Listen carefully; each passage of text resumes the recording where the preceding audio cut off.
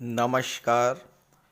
बहुत स्वागत है आप सभी दर्शकों का कुंभ राशि के लिए देवगुरु के 2025 के गोचर के इस वीडियो में।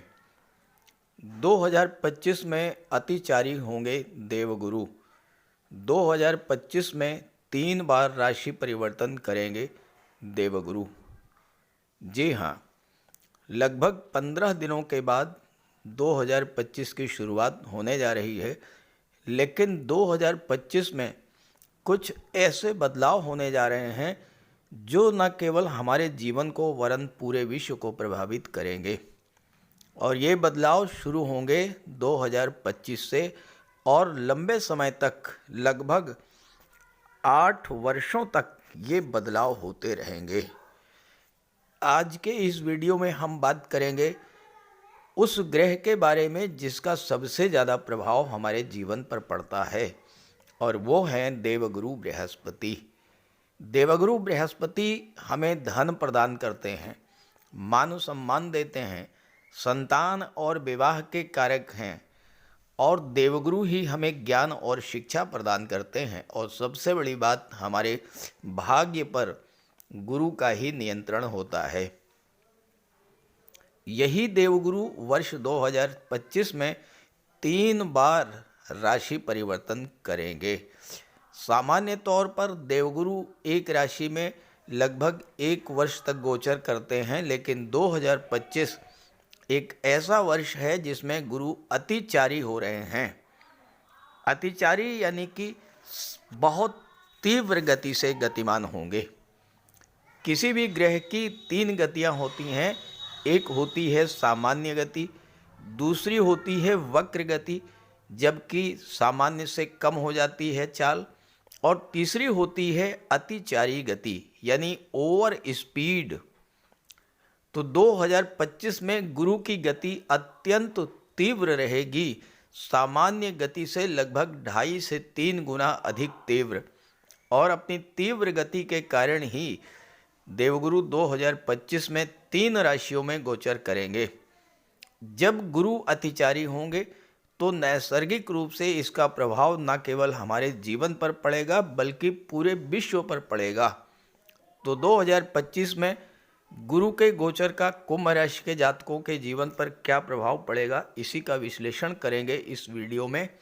ये विश्लेषण आपकी चंद्र राशि के आधार पर किया जा रहा है, और वीडियो के अंत में मैं आपको देवगुरु के उपाय भी बताऊंगा। तो ये है कुंभ राशि के जातकों की कुंडली। देवगुरु का गोचर आपकी कुंडली के धन 4थे भाव में है, सुख के भाव में, और यहाँ पर गुरु आपके लिए लाभ के भाव और धन के भाव के स्वामी होकर के गोचर कर रहे हैं। 2025 में पूरे विश्व में बहुत सारे परिवर्तन होंगे और इसके कारक होंगे देवगुरु बृहस्पति। 3 ही ग्रह ऐसे हैं जिनके परिवर्तन से हमारे जीवन में बड़े बड़े परिवर्तन होते हैं: शनिदेव, राहु केतु और देवगुरु बृहस्पति। लेकिन 2025 में गुरु का गोचर अत्यंत महत्वपूर्ण है। वर्ष के आरंभ में देवगुरु वक्री अवस्था में 4थे भाव में वृषभ राशि में गोचर करेंगे। यहाँ पर 4 फरवरी तक वक्री रहेंगे और 4 फरवरी को मार्गी हो जाएंगे। मार्गी होने के पश्चात 14 मई को पंचम भाव में आएंगे राशि परिवर्तन करके मिथुन राशि में, और यहाँ पर 18 अक्टूबर तक रहेंगे।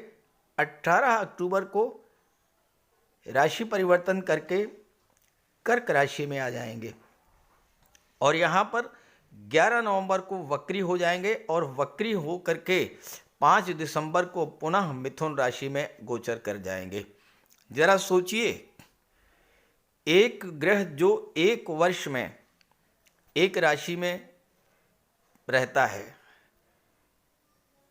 14 मई को मिथुन में आएंगे और 18 अक्टूबर को कर्क में चले जाएंगे, यानी मात्र 5 महीनों में राशि परिवर्तन कर लेंगे। तो सोचिए गुरु की स्पीड कितनी तेज होगी। लगभग 2.5 गुना से 3 गुना अधिक गति से गुरु गतिमान होंगे। और कोई भी बड़ा ग्रह जब कोई परिवर्तन करता है तो 40 दिन पहले ही उसका प्रभाव दिखाई पड़ने लगता है। और कोई भी ग्रह अचानक से गति एकदम नहीं बदलता, समय लगता है। तो 4 फरवरी को जब ये मार्गी होंगे चतुर्थ भाव में, उसके बाद से ही धीरे धीरे गति बढ़ना शुरू हो जाएगी। और जब मिथुन राशि में आएंगे तो पूरी तरह से अतिचारी अवस्था में होंगे, बहुत तीव्र गति से गतिमान होंगे। ये तो है स्थितियां। कर्क में भी गुरु शांत नहीं बैठेंगे। 11 नवंबर को वक्री होकर के और पीछे की ओर लौटेंगे।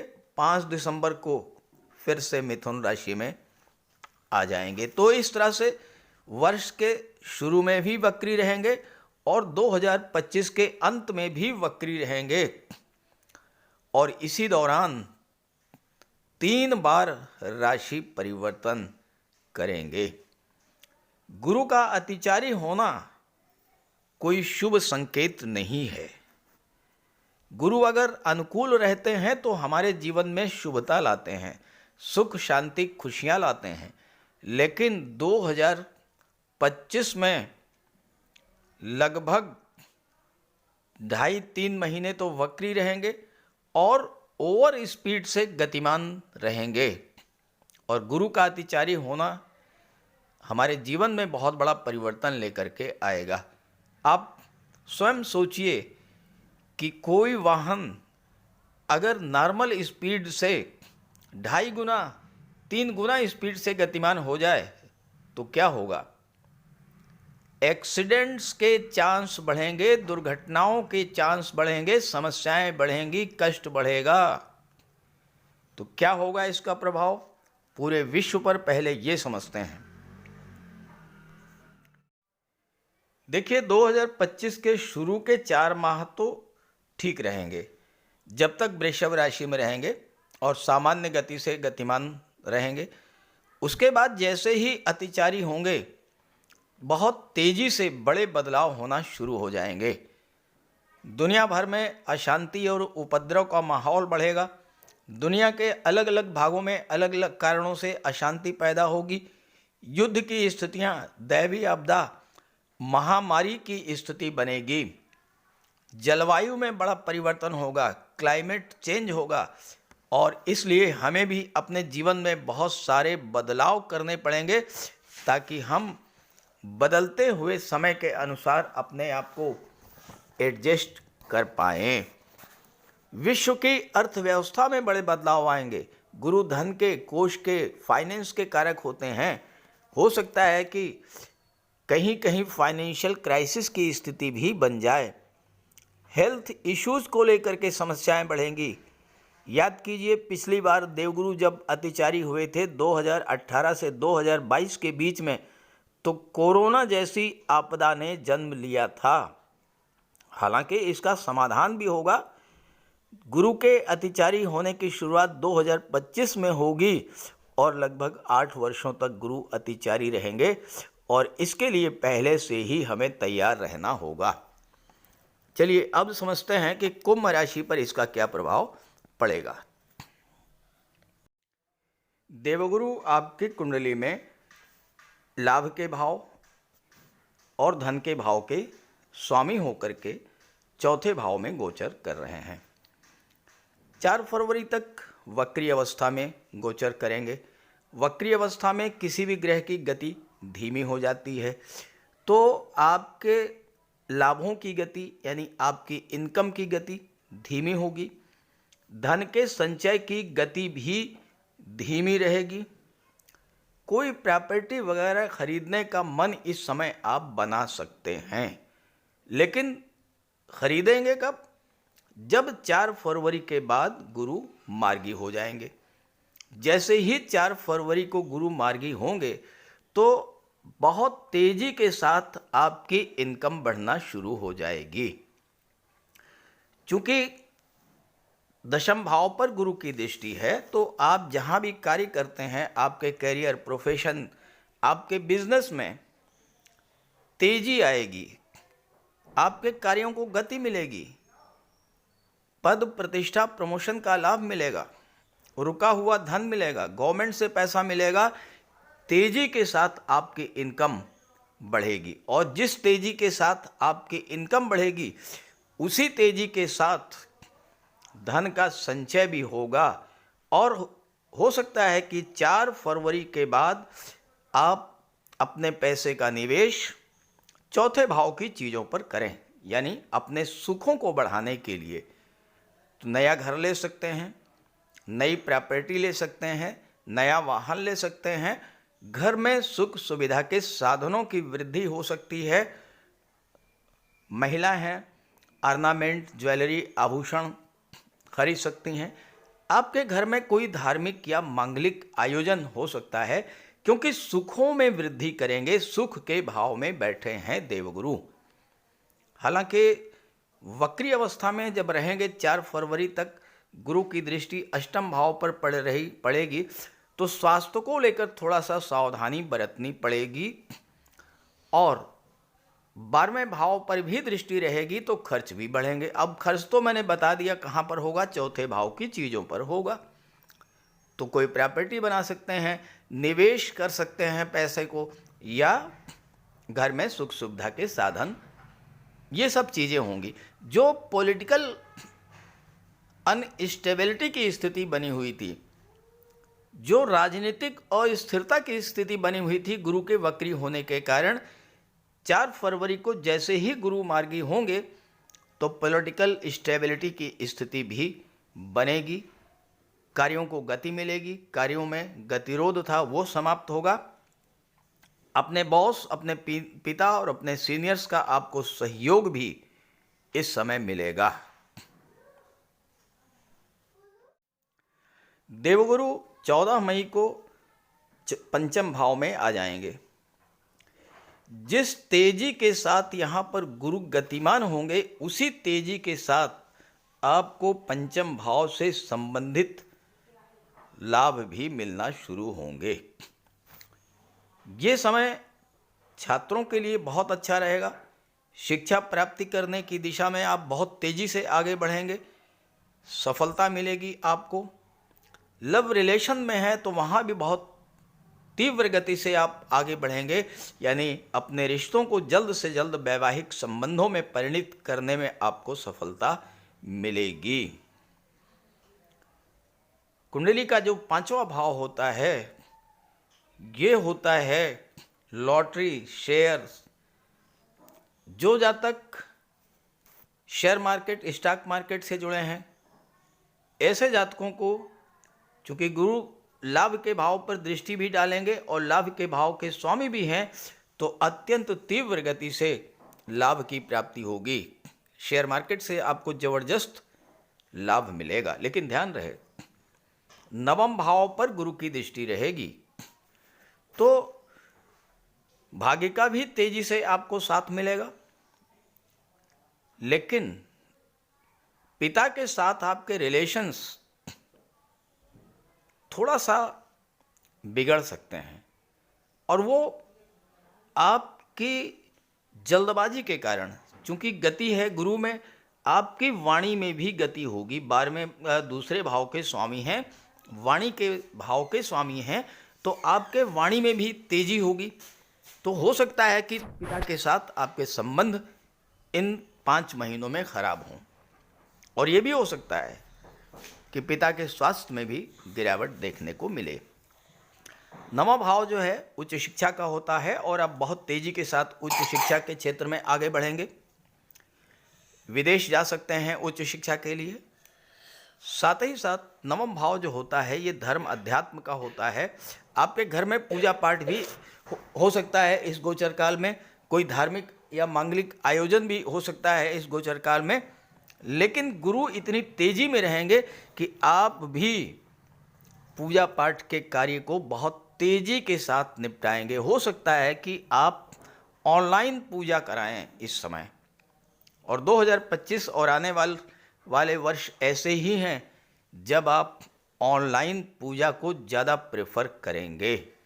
यहाँ पर धन भाव के स्वामी हैं, अत्यंत तीव्र गति से गतिमान हैं, तो धन भी तेजी के साथ संचित होगा। आर्थिक दृष्टि से तो आपके लिए 14 मई के बाद का समय बहुत जबरदस्त लाभ देने वाला होगा, क्योंकि आपके जीवन में साढ़े का तीसरा चरण आरंभ हो चुका होगा। शनि आपके धन भाव में बैठे होंगे, गुरु धन भाव के स्वामी हैं, अतिचारी अवस्था में अत्यंत स्पीड से गतिमान हैं, तो धन भी अत्यंत तेजी के साथ आपके जीवन में आएगा। हाँ, ये ज़रूर है कि वाणी पर आपको नियंत्रण रखना पड़ेगा, अन्यथा उतनी ही तेजी के साथ परिवार में तनाव भी डेवलप कर जाएगा।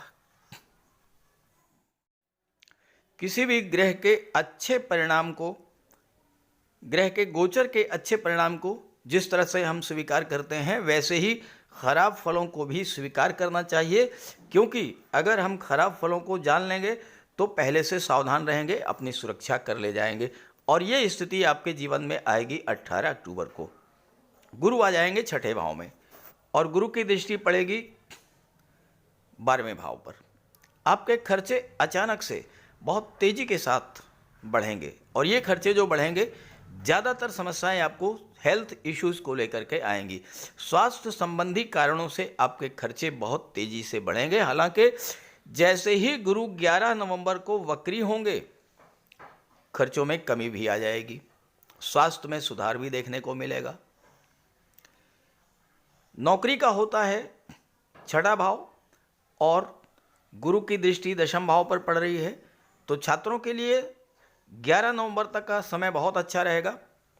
नौकरी प्राप्ति की दिशा में जो कदम उनके हैं बहुत तेज़ी के साथ आगे बढ़ेंगे, लेकिन 11 नवंबर के बाद थोड़ा सा धीमापन आ जाएगा, क्योंकि गुरु वक्री हो जाएंगे और वक्री होकर के वापस लौटेंगे मिथुन राशि में।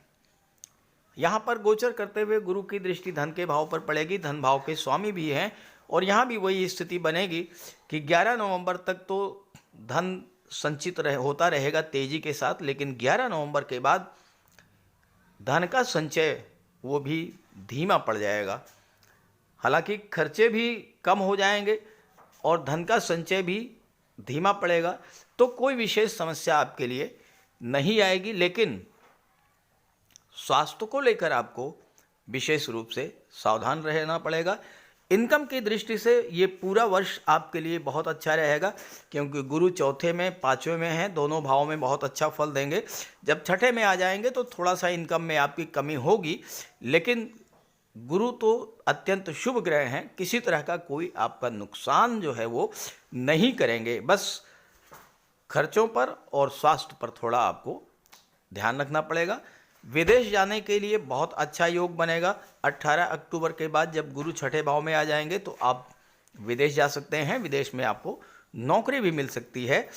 अब जब 18 अक्टूबर को यहाँ पर आ जाएंगे, वैसे तो गुरु का उपाय आपको पूरे वर्ष ही करते रहना होगा, क्योंकि गुरु अतिचारी हो रहे हैं, अत्यंत फास्ट स्पीड से चलेंगे, बहुत तीव्र गति से गतिमान होंगे, तो कोई नेगेटिव इफेक्ट ना पड़े, इसके लिए गुरु का उपाय तो आपको करना ही होगा। तो बात करते हैं उपायों पर। कुंडली में देवगुरु बृहस्पति का बहुत ही महत्वपूर्ण स्थान है, क्योंकि देवगुरु कुंडली के पंचम और नवम भाव के कारक होते हैं। पंचम भाव से संतान का विचार किया जाता है, शिक्षा का विचार किया जाता है, और नवम भाव से भाग्य का विचार किया जाता है। गुरु ग्रह भाग्य के लिए जिम्मेदार माने जाते हैं, और किसी भी कार्य की सफलता के लिए देवगुरु का मजबूत होना बहुत ज़रूरी है। जब कुंडली में देवगुरु मजबूत होते हैं तो भाग्य का साथ मिलता है, जिस काम में हाथ डालते हैं वो सफल होता है, विवाह समय से होता है, शिक्षा अच्छी मिलती है, गुरु की कृपा रहती है, धन की प्राप्ति होती है। तो देवगुरु के लिए कुछ उपाय बताने जा रहा हूँ, उपाय ज़रूर कीजिएगा। अगर आपकी जन्म कुंडली में गुरु कमज़ोर स्थिति में है तो आपको गुरुवार का व्रत करना चाहिए। स्नान करते समय जल में आधा चम्मच हल्दी डालकर स्नान करें।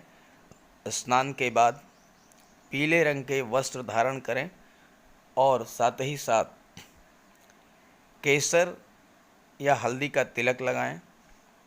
और गुरुवार के दिन भगवान विष्णु की उपासना करें। घर में केले का एक वृक्ष लगा लें, उसकी पूजा करें, उसकी सेवा करें।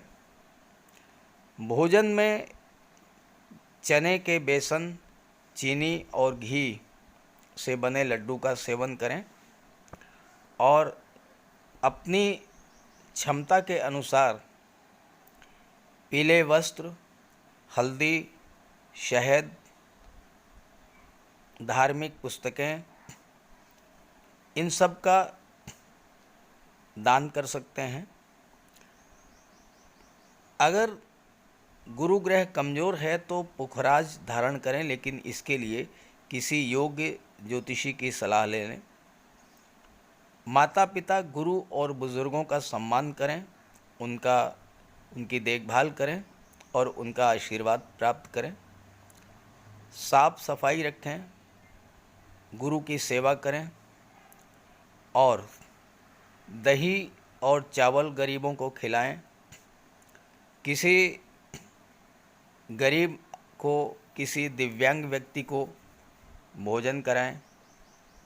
किसी वृद्धाश्रम में जाकर के वृद्धों के साथ कुछ समय बिताएं, उनकी समस्याओं को जानें, समझें। कोई ज़रूरी नहीं है कि आप धन से ही सहायता करें, तन और मन से भी आप मदद कर सकते हैं दूसरों की, और ऐसा करने से देवगुरु अत्यंत प्रसन्न होते हैं। और जब देवगुरु बलवान होंगे तो आपको पूरा लाभ मिलेंगे। तो ये उपाय करके देखिएगा, लाभ होगा। कमेंट करके बताइएगा ताकि आपके साथियों को भी इसका लाभ मिल सके। नमस्कार।